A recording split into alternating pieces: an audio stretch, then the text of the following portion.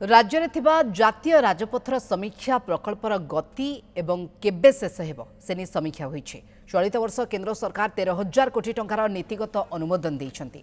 एथरे condition अछि द्रुत गति काम सारिबा पई सेप्टेम्बर सुधा 2,000 कोटी टंकार रास्ता काम सारिबा को लक्ष्य धार्य होईछि।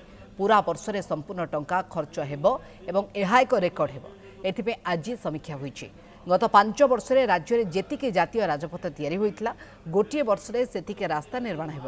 2036 और 2047 को आखिआगे रखी सबु प्रमुख अंचल वाणिज्य अंचल बंदर को जोगाजोग करने योजना होईछि।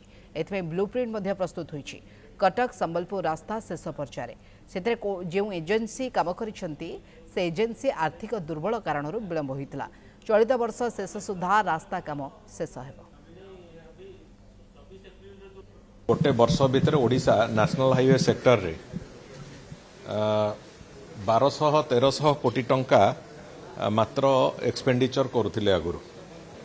चलित वर्ष केंद्र सरकार हमको 13,000 कोटी टंकार नेशनल हाईवे तार सैंक्शन दवा पई इन प्रिंसिपल अप्रूवल दे सारिचंती एवं सेथिरे कंडीशन अछि कामर स्पीड बढ़ेवा आमे एवं सेप्टेम्बर सुधा आमे पाखापाखि 2,000 कोटी टंकार रास्ता काम सारिवा जो एक्सपेंडिचर देखेबार संपूर्ण व्यवस्था करिया पई गोटे टार्गेट भी सेथिरे जोड़ी हेछि।